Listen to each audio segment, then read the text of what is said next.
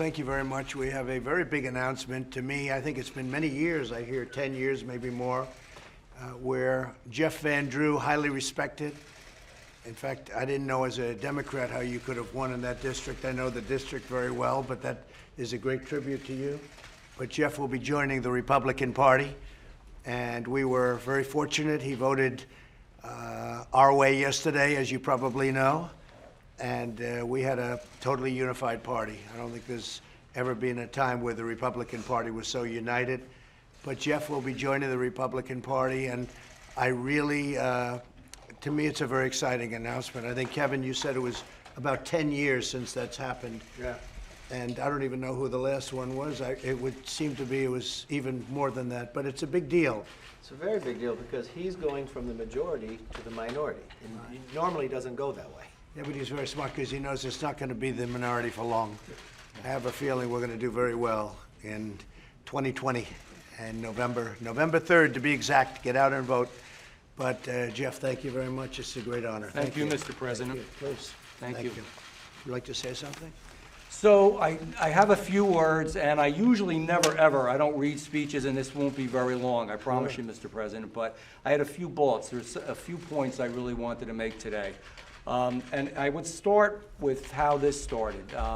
I've been a Democrat for a lot of years, and I actually had a meeting with somebody about 2 weeks ago, I guess it was, and the individual was a local county chairman in the Democratic Party. And he sat down and he says, I just want to tell you something. And he said, I want to tell you that you can't vote against impeachment. I said, what do you mean I can't vote against impeachment? He says, you can't vote against impeachment. You will not, I have 8 counties in my district. You will not get the line. You will not get the county.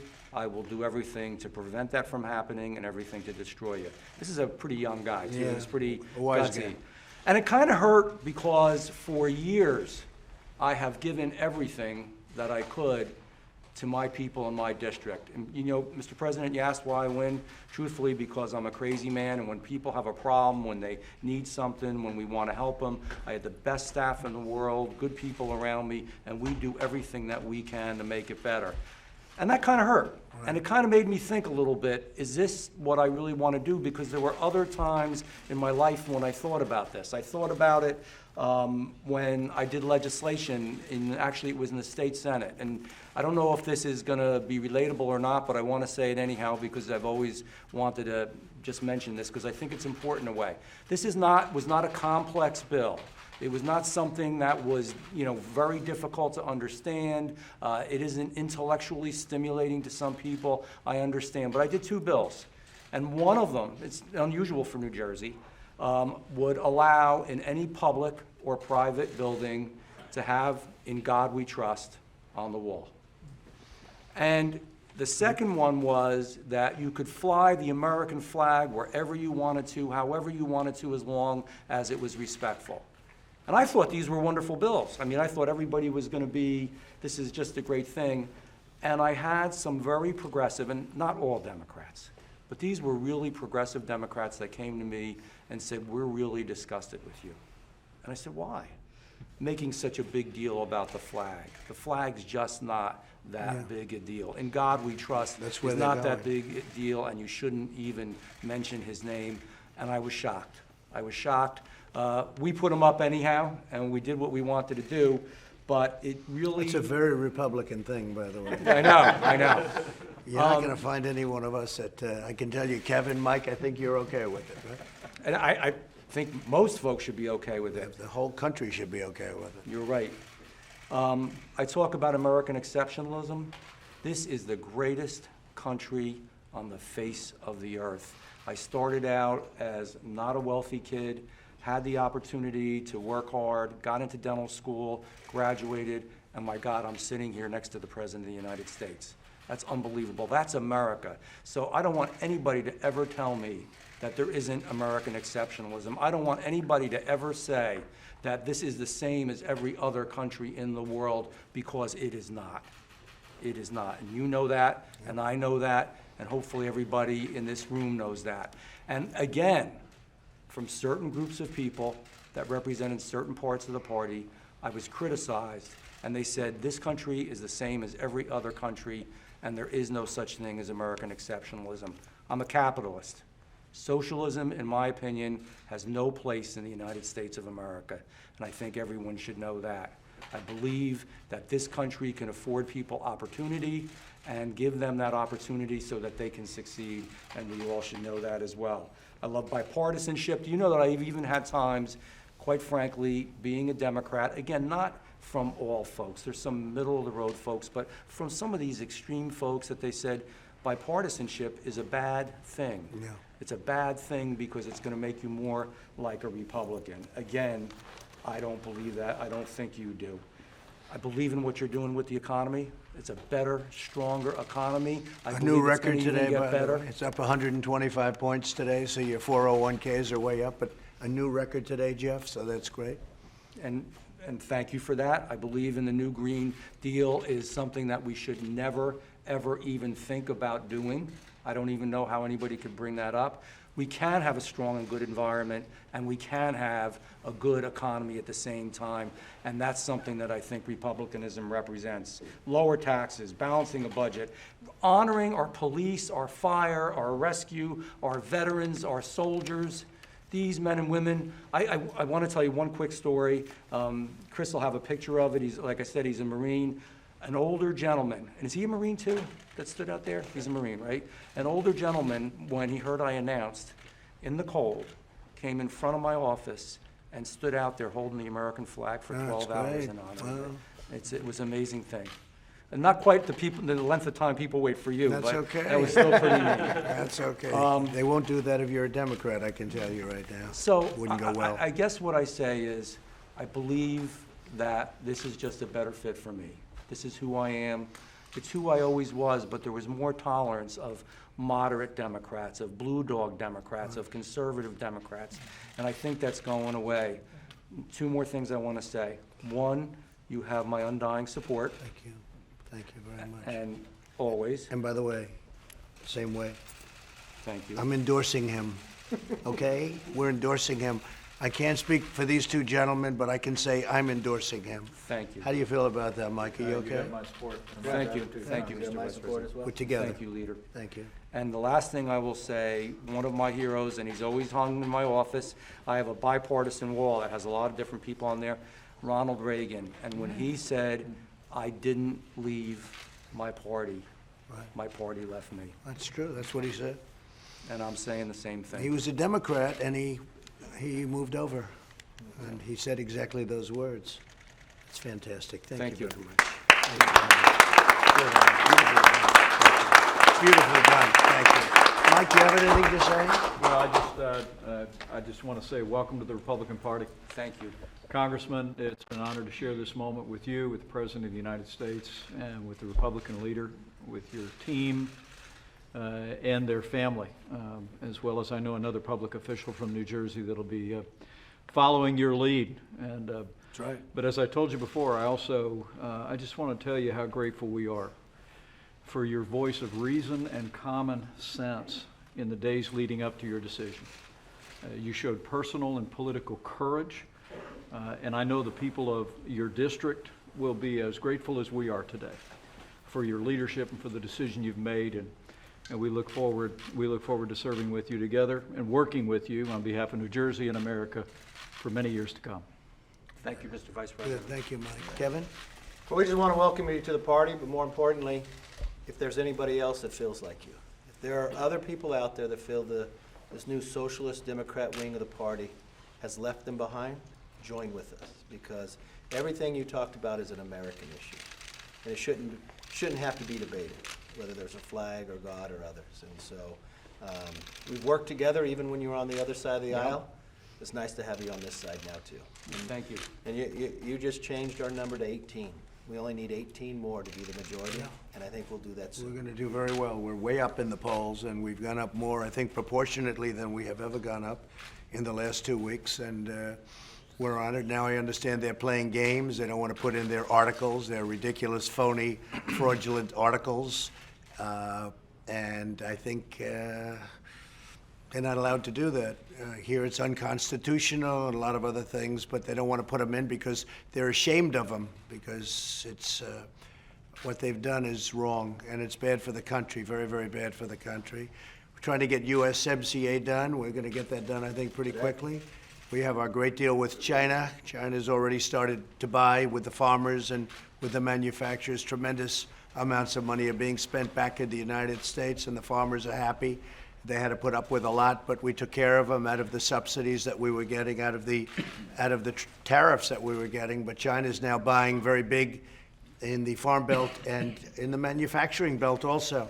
They're spending a lot of money, and I said it was going to happen, and it happened, and we're going to get a lot more. They want to keep going. They're still paying tremendous amounts of tariffs, and they'd like to have the tariffs reduced, and we'll see if we can get a second part of the deal. But the USMCA, the combination of those two deals will be the two greatest trade deals. You'll never see anything like it. So we've done very much what we said. You know, Jeff, we rebuilt our military. We spent almost $2.5 trillion on the military. When we came in, the military was totally depleted. I will say the Democrats did not help. They're not into the military at all. And we spent $2.5 trillion. We have new planes. We have new everything right now. Much of it's coming over the next year, but within a year we'll be in a position that we've never been in terms of equipment, and the military will be as strong as it ever was, proportionally, maybe stronger. So it's been an amazing period of time, and to have you as a tremendous asset for the party. And again, thank you very much. Mr. Thank We're you. with you all the way. Thank you. Thank you. I'm with you. Tremendous honor. President, Thank you. President, can you speak personally for a moment and just tell us, what does it feel like to be the third president in U.S. history to be impeached? Well, I don't feel like I'm being impeached because it's a hoax. It's a setup. It's a horrible thing they did. They happened to have a small majority, and they took that small majority and they forced people.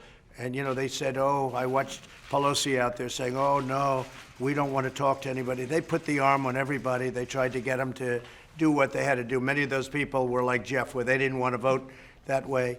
But it doesn't feel, to me, it doesn't feel like impeachment. Last night I said it. We had a great time last night. The room was packed. Thousands of people couldn't get in. A section that really is a pretty much 50-50 section in terms of Democrat, Republican. We had, every one of those people is voting for Trump Pence, every one of them. And it's Michigan, an important state. We brought back tremendous amounts of business, tremendous car companies coming in, everything else. And I'll tell you, I was up there and I was thinking about it. I actually said it. It doesn't feel like impeachment. And you know what? It's a phony deal. And they cheapen the word impeachment. It's an ugly word, but they cheapen the word impeachment. That should never again happen to another president. And I think you'll see some very interesting things happen over the coming few days and weeks. But to me, all I look at, we have the greatest economy in the history of our country. We've never done so well. Our military being rebuilt. You take a look at the tax cuts. You take a look at the regulation cuts at levels that nobody's ever seen. We're protecting our Second Amendment, which other people won't do. No, we're doing things that nobody's ever done before, nobody's ever seen. We have the strongest economy in the history of our country, and our country is doing well. And you know, the other thing that I really saw from yesterday that I think you people have been covering politics for a long time, you've never seen a Republican Party. 0 negative votes. 0. That hasn't happened almost ever, because the Republicans are not necessarily known for that. We have better policy. They want open borders, the Democrats. They want sanctuary cities. A lot of bad things happen, a lot of other things they have. We're doing tremendously on health care. The individual mandate, you know, we won yesterday in Supreme Court. You saw that in the appellate division. We won yesterday. Individual mandate is now gone. That's tremendous savings. That was the worst part of Obamacare.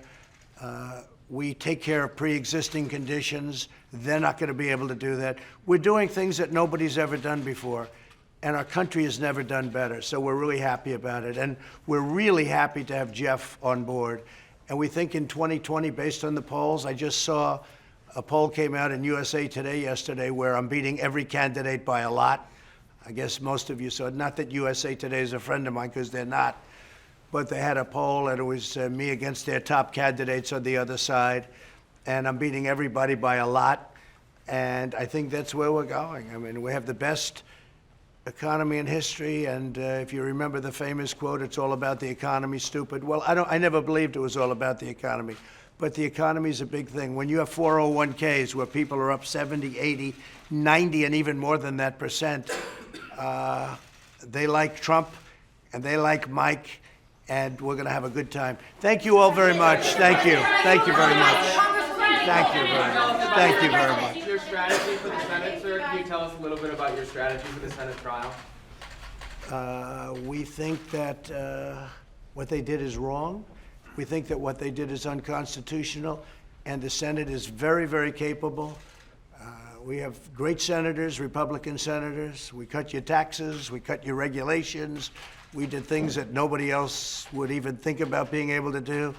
And I think, you know, one of the things, Jeff, that we've done that nobody wants to talk about, this week I will have signed the 172nd federal judge, including appellate judges. We'll have 182 by the end of the year. 182, it's unheard of. Now, President Obama was very nice to us. He gave us 142 empty positions. That's never happened before. But as you know, that's said to be the most important thing that a president has. I happen to think military and defense and all of is the most important thing, but this is right up there. We'll have 172 judges. We're going to have 182 by the end of the year or shortly thereafter. And it's the most incredible thing. And 2 Supreme Court justices, 2 great ones. So with all of the things we've done, and we've done that with the Senate, because what's never said is that in the last election, we picked up 2 Senate seats. Nobody talks about that. And we couldn't focus on the House. I couldn't focus on the House. We'll be very focused on the House this time. But I couldn't, other than Andy Barr, who won against the same candidate that's now going against Mitch, and she wasn't very good against Andy Barr, and she won't be very good against Mitch McConnell. But we've had tremendous success, so I'm going to let them decide what to do. That's going to be up to them. Thank you all very much. Thank you, everybody. Thank you. Congresswoman Dingell, can you apologize to her, Mr. President? Thank you. You apologize. Let's go. We're done. Come on, let's go. Let's go, guys. Thank you. I think so, yeah. He's doing a great job. Pat. Yeah. Yes. He's going to be your main lawyer in the Senate. It looks like that, yeah. Pat Cipollone. We have a couple of others that we're going to put in, but Pat's been fantastic as White House counsel. Thank you, everybody. Thank you.